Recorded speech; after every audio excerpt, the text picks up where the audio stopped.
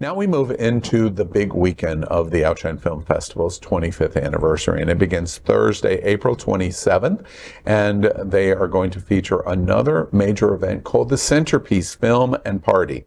It's at 7 p.m. at Silver Spot Cinema, and the movie's name, and I'm going to have you help me because I can't pronounce it. La Immensita. I don't care if you can't pronounce it as long as you come see it. I come and see it, exactly. Well, it's interesting. It's starring Penelope Cruz, and it focuses on Rome in the 1970s. I went the first time in 1978, so I'm going to have nostalgia of the 1970s as the city is in transition. The story is about a 13-year-old Adriana who has begun to identify as a boy, Andrew. While Cruz absolutely shines in the role as Clara, it is the newcomer, Luana Giuliani, who commands the scene and the screen in this exuberant relationship story between mother and child, complete with a pop soundtrack and musical numbers. This will feature a film talent meet and greet after the film, like bites, open bar, etc. Fabulous. Tell me about this event. Yeah, it is fabulous. The event and the film, you know, we're not against using names like Penelope Cruz, but the film beyond Penelope is fantastic. It's just, you know, and it shows, I think, a lot of the festival that we're using a trans-inclusive film as our centerpiece, and hopefully people will come and see it because it's delightful. We kind of call it our second opening night because it really is another way to sort of take a breath, as you said. First weekend is behind us. We're leading into the second weekend, and us and the audience can just kind of go, I'm getting ready again. Yeah, it's the introduction to the second weekend, no doubt about it. Yeah. Centerpiece is always the film that we struggle the most with because we want programmatically, we want the film to represent not just fun, because a lot of times we want to sell tickets. It's one of the goals of any festival. And that's the struggle that a programmer and an executive director or board chair has to go through, because I want to sell tickets and make money for the festival. And the programmer wants to find the best films that represent the industry, etc. And so that's the struggle. We find that this is the spot where we find that great production value film that also will be an audience pleaser. And that's what this film brings. You know, when I was reading the details, of course, you had me at Penelope Cruz. Yeah.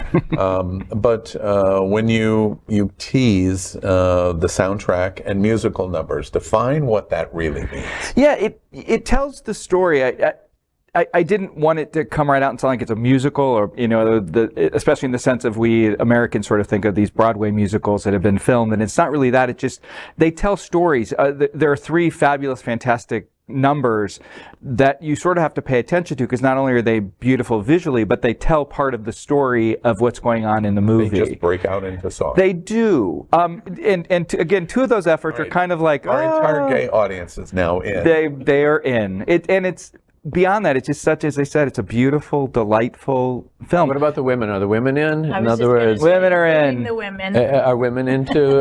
We all know Broadway shows are loved by the gay men, but hopefully the women. I'd love and to this see is one of those films that might read, and it's sometimes hard to write the descriptions to accurately portray what they're going to see. And there's a portion of the film that is sad, yet the film is not by any stretch. It's about overcoming you know, your situation and sort of what life gives you and making the best of it. And it's, hopefully that comes out, because that's really what the film's about. It's just, it's so touching. And let's take a moment to observe that. So as Mark just said, this is such an important focus point in the festival, and you choose to do a story about trans. Why did you do that?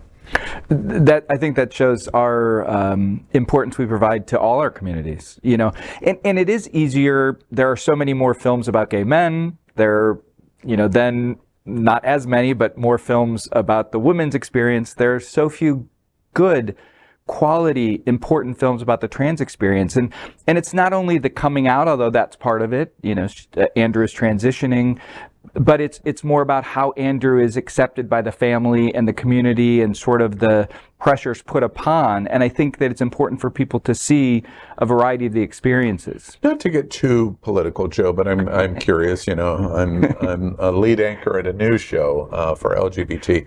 How would big chunks of the community that we watch in Miami-Dade County. There's been some changes there, school boards, etc. How would they react to a film like this?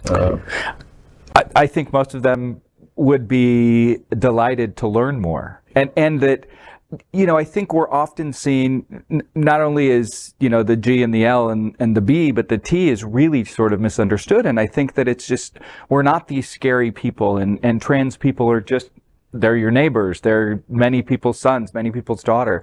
So I think it would enlighten them. And it, you know, we'd love to say, just, you know, we always say to all of our communities, sort of take a chance. And it's almost a way to sort of say that to the general community, the non-GLBT community, of like, you know, we're people like your people. I think it's important to understand, too, that whenever you're talking about trans and you think that you just want to educate the straight community, the gay community, when I say gay, by the way, that encompasses all the letters that follow the G. So sometimes we, in the sake of expediency, we just say gay, but certainly that includes lesbians and bisexuals and transgenders, and I'm not going to go through the next 20 because I don't really know them. But, you know, it includes everybody. And the purpose to put a film like that, and Joe was the one that fought for that, in our centerpiece can't be overstated. Yeah, and just from I'm learning of this as I'm sitting in this announcement special.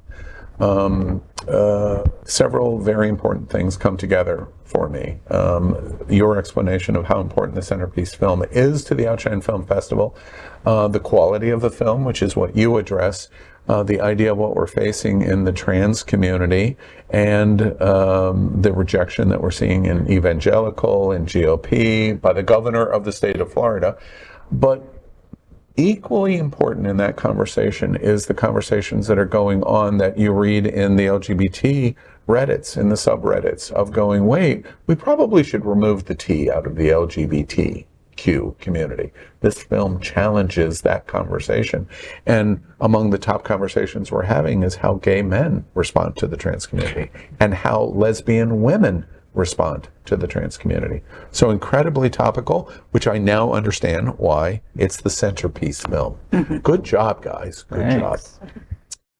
LGBTQ plus news is vital for our community and for the broader world as a whole.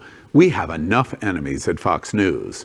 Tucker, Sean, and Lara are loud. We need passionate allies. Happening Out television network, Queer News Tonight, and It's Happening Out are literally out of the closet and into the headlines.